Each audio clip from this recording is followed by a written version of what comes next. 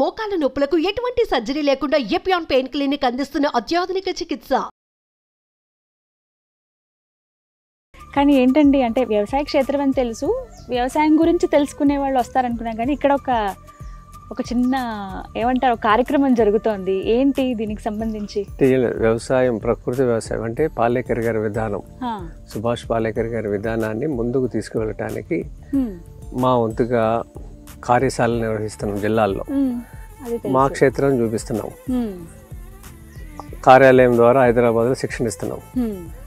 ఇదేంటంటే ఎవరైతే ఈ లోపాలతో ఉన్నారో గర్భిణీలు, సో వాళ్ళకి ఈ బియ్యం ఇలా పండించిన దాంట్లో ఈ గుణాలు ఉన్నాయని ఎవరైతే చెప్తున్నారో, విత్తనం మీద పనిచేసిన వాళ్ళు, ఆ విత్తనాలు ఈ పర్పస్కి ఉపయోగపడతాయి అని చెప్పిన వాళ్ళ దగ్గర ఈ విత్తనాలని సేకరించి గత 14 ఏళ్ళ నుంచి విత్తనాలను మనం పొందుపరిచి నలుగురికి ఇస్తున్నాం.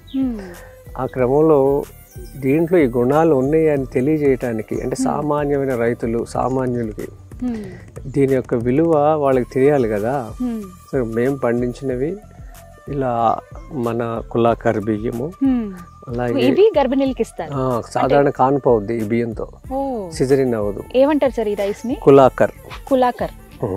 నిందాక వచ్చేటప్పుడు మీతో అన్నాను కదా, దగ్గర 365 రకాల వరి పండిస్తారు, అందులో ఇది ఒకటి కులాకర్ రైస్. ఇది గర్భిణీలు తింటే చాలా మంచిది. సాధారణ కానుప అవుతారు, నార్మల్ డెలివరీ. తర్వాత ట్విన్స్ పుట్టిన బాలెంత దగ్గర పాలు ఉంటాయి, ఇద్దరు సరిపడే పాలు. ఈ 2 గుణాలు దీంట్లో ఉన్నాయి. అలా నేచరు ఇలా ఇచ్చింది, అన్ని కూడా డిజైన్ అలా చేసింది. మనం ఏం తెలుసుకోకుండానే వస్తున్నాం, వెళ్ళిపోతున్నాం ఈ భూమి మీదకి కదా. ఎందుకు ఇచ్చాడు దేవుడు ఇన్ని గుణాలు, ఎందుకు ఇచ్చాడు? ఒక రైస్ ఇస్తే సరిపోయేదిగా కడుపు నింపుకుంటాకి, అట్లా కాకుండా వీళ్ళు ఇచ్చాడు.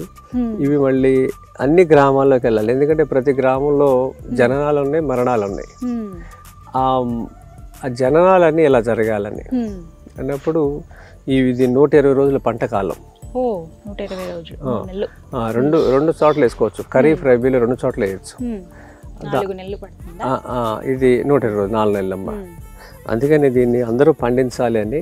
పండించాలంటే రైతులు వినరు కదా, వాళ్ళ ఇళ్లలో ఇలాంటి జరిగితే ఆ లక్షణాలన్నీ చెప్పాము. ఎలా పుట్టారు మీకు ఫోటో చూపించాను.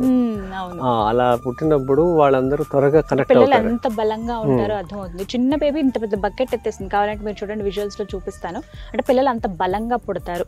అంటే తల్లి గర్భిణిగా ఉన్నప్పుడు ఎటువంటి ఆహారం తీసుకుంటుందో పిల్లలు అలా ఉంటారు. బయటకు వచ్చిన తర్వాత వాళ్ళని అలా చూస్తామని అంటారు కదా. సో అది తినేటప్పుడే, గర్భిణిగా ఉన్నప్పుడే చాలా పౌష్టికాహారం తీసుకోవాలి. అందులో భాగంగా తన వంతుగా విజయరామ్ గారు అందిస్తున్నటువంటివి వాళ్ళకి కానుక అనమాట గర్భిణీలకి. చుట్టుపక్కల ఉన్న ఊర్ల వాళ్ళ అండి వీళ్ళు? ఒకే ఊర్లో ఒక 5 ఏళ్ళు చేయాలనుకున్నాను, ఇది 15వ నెల.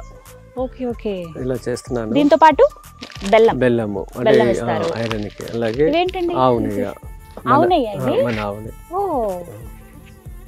ఆవు నెయ్యి.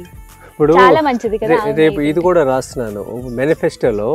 రేషన్ షాప్ లో పిచ్చి బియ్యం ఇస్తున్నారు కదా, కెమికల్ ది, హైబ్రిడ్ ది. గర్భిణీలకి 5 కేజీలు ప్రతి నెల ఈ బియ్యం ఉన్నాం అనుకోండి, రైతులు బాగుపడతారు. ప్రకృతి వ్యవసాయం చేస్తా పాలేకర్ గారి పద్ధతిలో గర్భిణీలకి హాస్పిటల్ ఖర్చులు తగ్గుతాయి. ఇప్పుడు ప్రభుత్వానికి 2 రంగాలలో, వైద్య రంగం, విద్యా రంగం, డబ్బులు వెనక్కి రావు, రిటర్న్స్ రావు. ఖర్చు పెడితే వేయట్లే ఎప్పుడు, ఏ ప్రభుత్వం వచ్చినా. అది ఆదాయం పెంచుకోలేము, హాస్పిటల్ నుంచి ఆదాయం పెంచలేము, కానీ ఖర్చులు తగ్గించవచ్చు. ఆ అందరిలో 5 కేజీలు బియ్యం ఇచ్చారనుకోండి గర్భిణీలకి, వాళ్ళకి నార్మల్ డెలివరీ అయిపోతారు. అప్పుడు సిజరిన్ హాస్పిటల్ ఖర్చులు ఉండవు కదా, మిగులుతుంది కదా. అలా ఖర్చు తగ్గించుకోవాలి. ఇది సంతానం లేని వాళ్ళకి కూడా ఫెర్టిలిటీ సెంటర్ లో 2-3 లక్షలు ఖర్చు పెడుతున్నారు. వాళ్ళకి మాపిళ్ళే సాంబా అని ఒక బియ్యం ఉంది. ఆ బియ్యం 5 కేజీలు అబ్బాయి తినే లోపే కన్సీవ్ అయిపోద్ది అమ్మాయి. 5 కేజీలు అతను వాడేలోపు.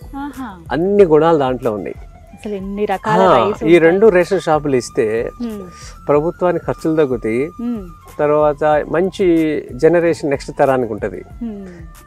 ఈ 2 కూడా మీకు మేనిఫెస్టోలో పెట్టాలి తప్పకుండా సార్.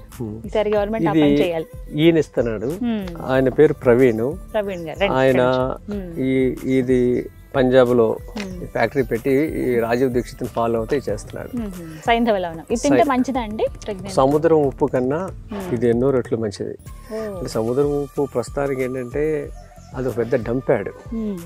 సముద్రంలో అన్ని రకాల చెత్తని పడేయటానికి ఉపయోగిస్తున్నారు. తర్వాత వ్యర్థాలు, తర్వాత ఈ షిప్పుల నుంచి వచ్చే వ్యర్థాలు ఇవన్నీ కలిసి అవన్నీ సాల్ట్ ద్వారా మనకు అందుతున్నాయి. ఇది భూమి నుంచి వచ్చిన సాల్ట్. ఇది వాడితే మంచిది ఇప్పుడున్న పరిస్థితుల్లో అని రాజు దీక్షిత్ గారు ఫాలో అవుతాడు బాగా. ఆయన తరఫున చేస్తున్నాడు. ఇది తౌడమ్మ, ఇది తౌడు. ఇది ఏంటంటే ఈ బియ్యాలు మేము ఆడించినప్పుడు తౌడు వస్తుంది. అంటే ఇవి దేనికి? ఇది B12 రక్తహీనత ఉన్న వాళ్ళకి ఈ తౌడు చాలా మంచిది. బజార్లో ఎక్కడ దొరకదు. ఇది తౌడుని నీళ్ళలో కరగబెడితే రాత్రి అంతా నానబెడితే విటమిన్లు నీళ్ళలోకి వస్తాయి. ఆ నీళ్ళు పొద్దునే తాగాలి. సో ఆ విధంగా B కాంప్లెక్స్ అన్ని వాళ్ళకి వస్తాయి. అంటే బాలింతలకు డాక్టర్లు B కాంప్లెక్స్ విటమిన్లు ఇస్తారు. సహజంగా ఇది కంట్రిబ్యూట్ చేస్తాం. విజయరామ్ గారు, మొత్తం ఈ ప్యాక్ ఎంత ఖరీదు ఉంటుంది?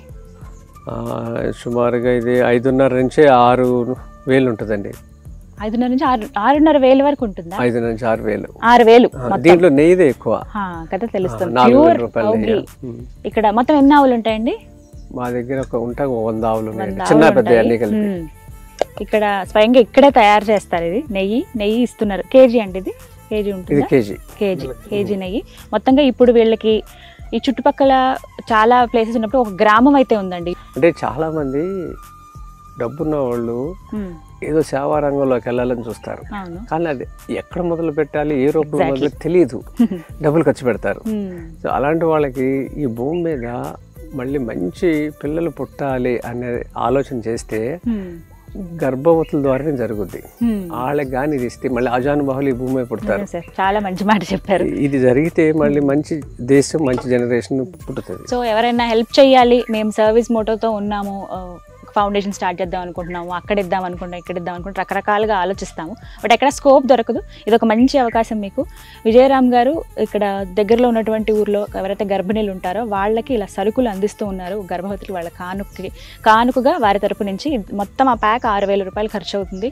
ఇంకొంతమందికి మేము ఇలా హెల్ప్ చేస్తే బాగుంటుంది అన్న వాళ్ళు మీరు కూడా విజయరామ్ గారితో చేయి కలపండి. ఇంకా చాలా మందికి హెల్ప్ చేసిన వాళ్ళు అవుతారు. తద్వారా రైతులు కూడా బతుకుతారు. ఇక్కడ చాలా ఆవులు ఉన్నాయట కదా విజయరామ్ గారు, అవన్నీ చూద్దామని వచ్చాను నేను.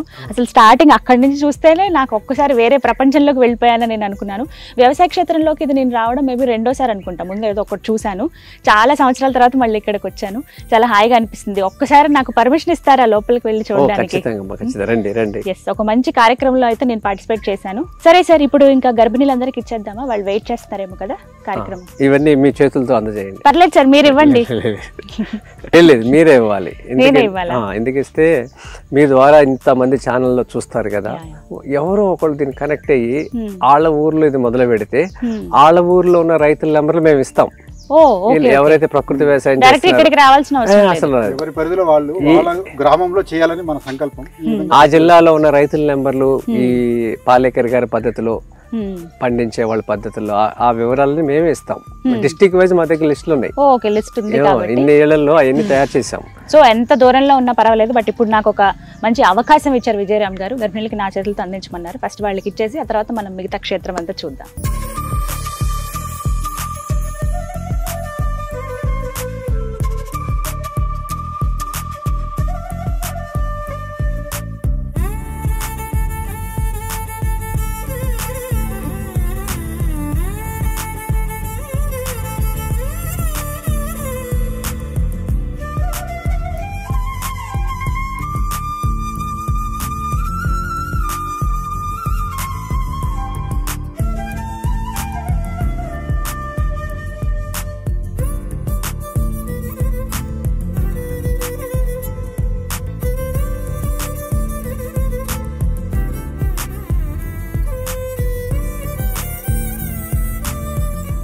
మీకు ఎలాంటి పిల్లలు పుడతాడో లక్షణాలు నేను చెప్తా. అప్పుడు 18 రోజుల్లో మెడ నుంచోబెడతాడు. మీరు అలా ఎత్తుకుంటే పిల్లోడిని తల వెనక చెయ్యి వేయాలి కదా పసిపిల్లోడికి, అక్కర్లా 18 రోజుల తర్వాత మెడలు నుంచోబెడతాడు. పెడుతుంది అనే నాకు వారసుడు అంటే వారసుడు పెడుతుంది. సో ఇట్లా మీరు తల వెనక చేయి పెట్టాల్సిన అవసరం రాదు. ఇంకోటి, వీళ్ళు ఏడవరు, ఆకలి వేస్తేనే ఏడుస్తారు. ఆకలి వేస్తే ఏడుస్తారు. కొత్త వాళ్ళ దగ్గరికి కూడా చేయి జాపంగానే వచ్చేస్తారు. పాత వాళ్ళ దగ్గరికి ఎలాగ వస్తారు, కొత్త వాళ్ళ దగ్గర కూడా వస్తారు, భయపడరు. వీళ్ళంతా ఏకసంతాగ్రహులు అవుతారు. మీ అందరికీ ఈ బియ్యం ఎందుకు ఇస్తున్నారంటే, మీ ఆయనలకి, మీ అత్తమామలకి, మీ అమ్మ నాన్నలకి ఇలా పండించుకుందామని, మీరు పిల్లలు పుట్టిన తర్వాత ఈ లక్షణాలు ఉంటే మీరు వాళ్ళని, మీ భర్తల్ని వంగదీసి మరి ఈ పంట పండిస్తారు. మైండ్ బాగుంది, పంట చేయాలని ఆలోచన. అది చేయాలి.